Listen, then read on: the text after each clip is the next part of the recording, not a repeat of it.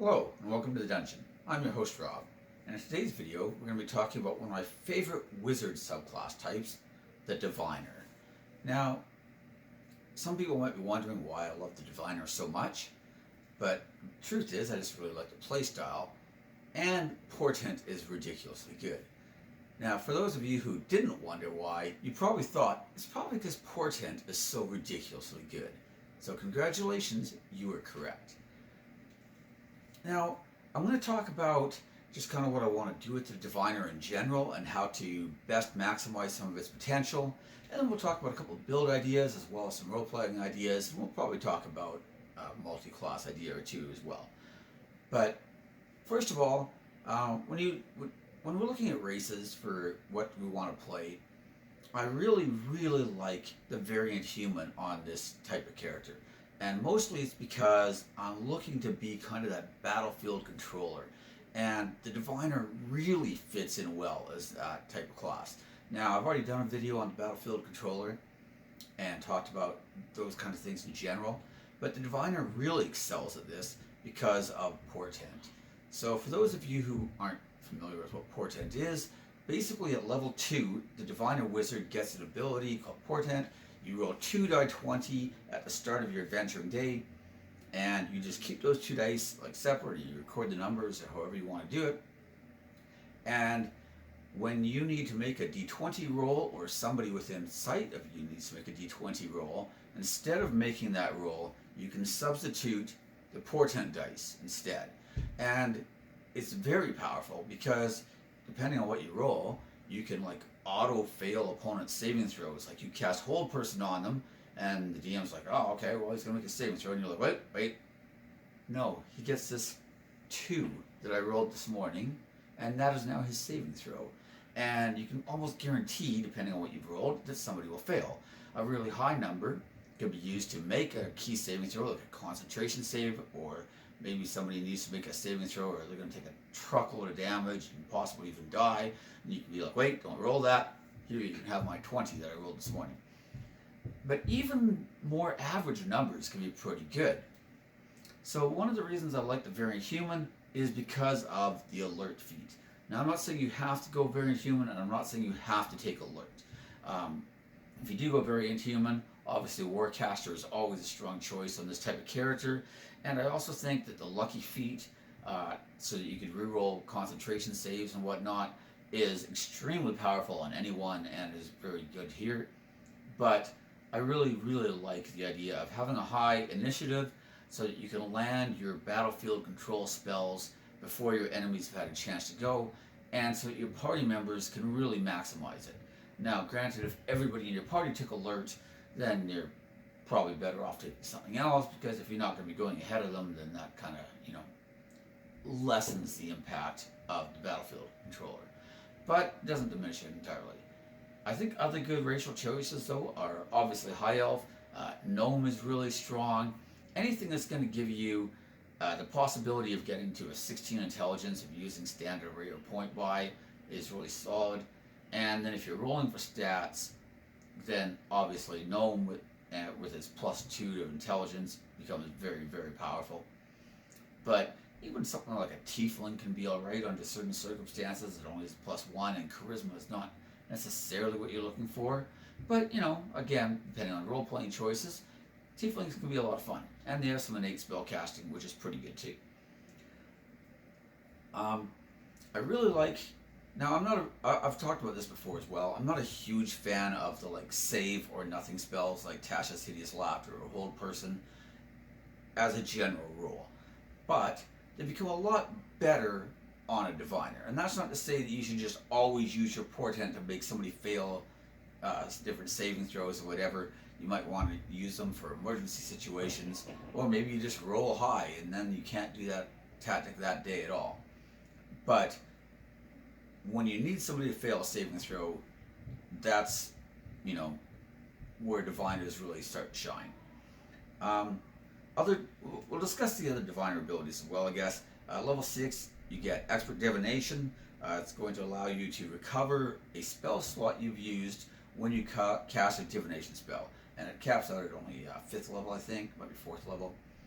But it's still pretty handy. I mean, you could get in a fight, use a fireball, and then you decide to cast Arcane Eye, use your Arcane Eye to scout out a bunch of the dungeon and recover that fireball. And now basically you got the fireball for free essentially, and all you've used is the Arcane Eye. It sounds amazing. In practice, it's good, but it's not amazing, I wouldn't say. Part of the reason is because it requires you to recover an expended spell slot, and you just might not have used any spell slots yet. And a lot of times you want to do your scouting and divination type stuff before you get into the dungeon. It's also worth pointing out that divination, as a school of magic, has the fewest wizard spells of any wizard school in the game. So, while it sounds great, your options are pretty limited, and a lot of your divination spells are quite low level. It's things like detect magic, like Arcane Eye is one of the highest level ones, and it's level 4th. I mean, there is Foresight at level 9, but it's competing with Wish. But there's just, I mean, you can get Contact Out of Plane and Clairvoyance, Clairaudience, those types of spells. But the point is that in general, there's just not a lot of them. I think there's only 16 in the player's handbook available for wizards.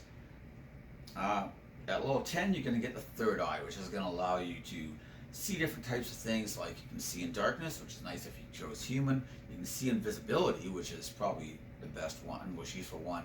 You can see into the ethereal plane, and what's the other one? Greater comprehension. You can read any language, which I'll talk about in a moment because that could be pretty useful as well. And then at level 14, you get greater portent, where instead of getting 2 portent die, you get 3 portent die.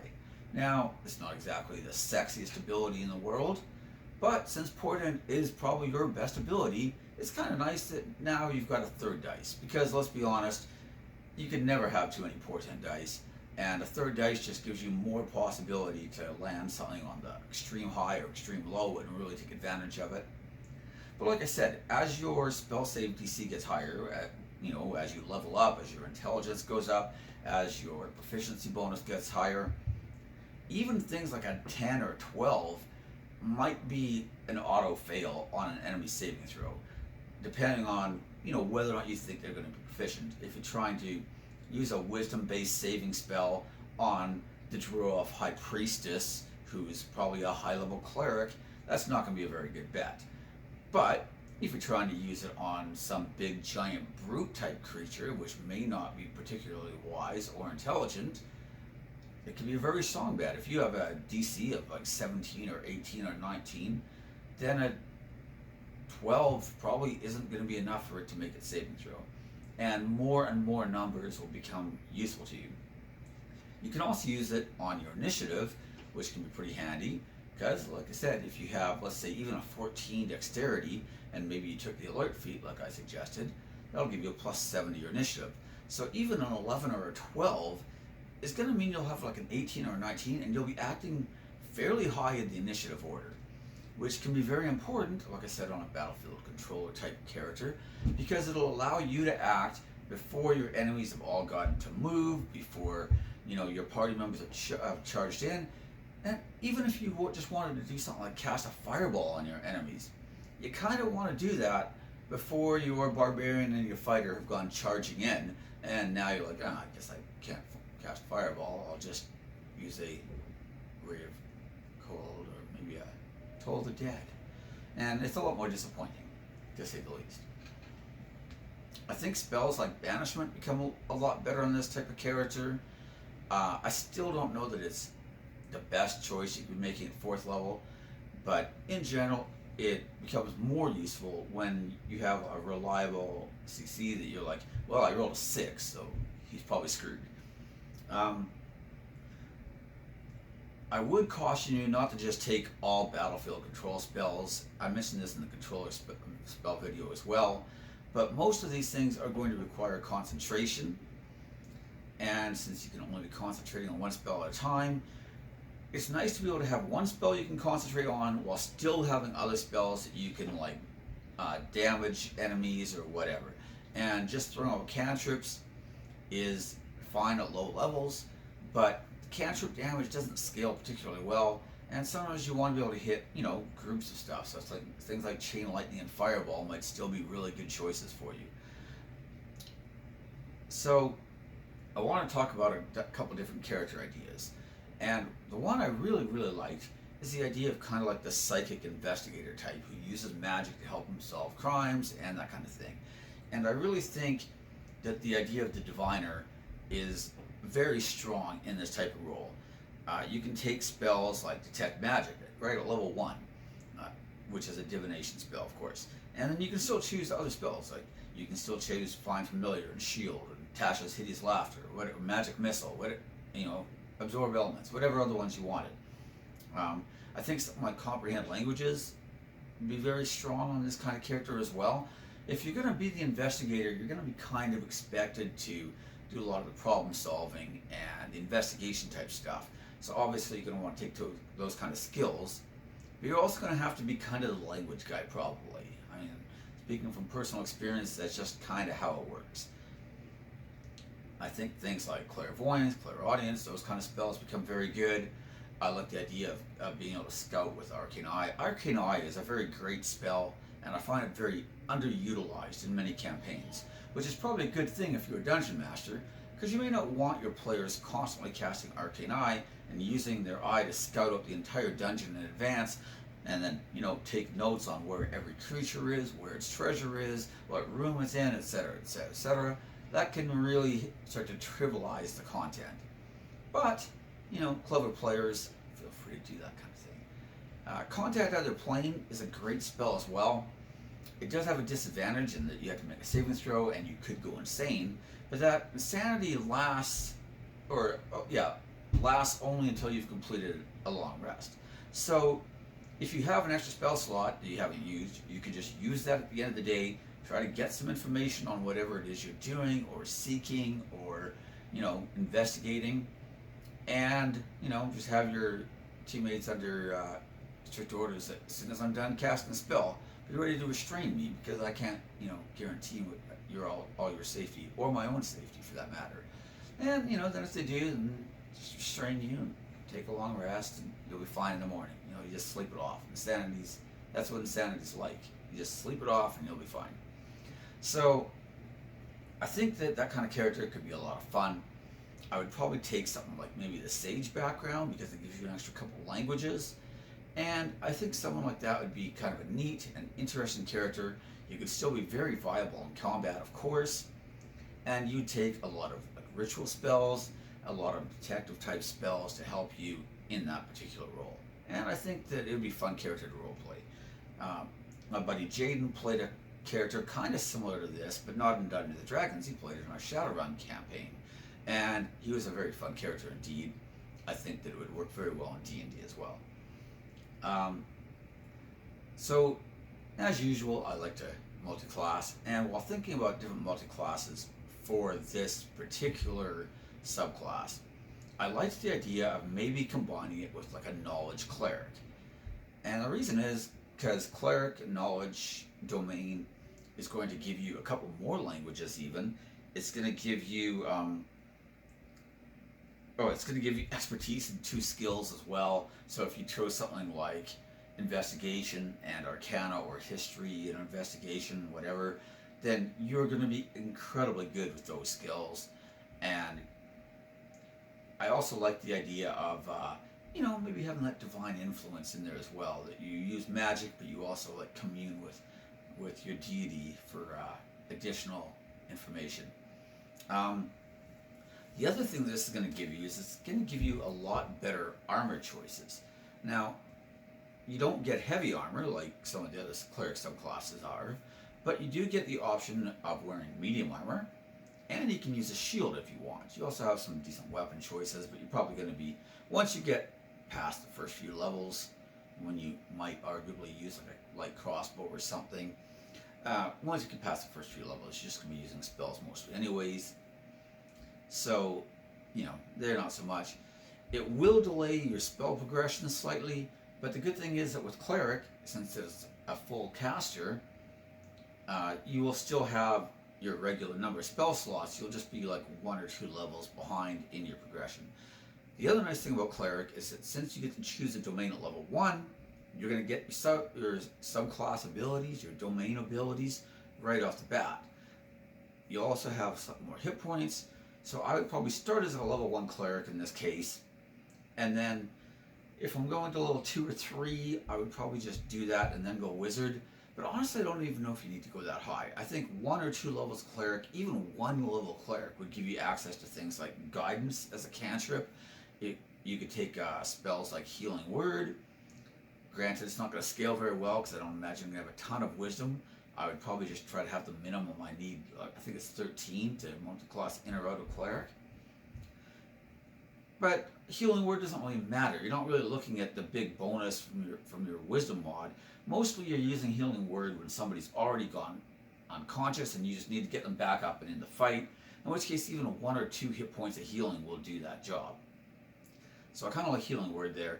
It also gives you, like I said, access to the Guidance cantrip, which is one of the best cantrips in the entire game and will not be reliant on your Wisdom mod, which is pretty nice.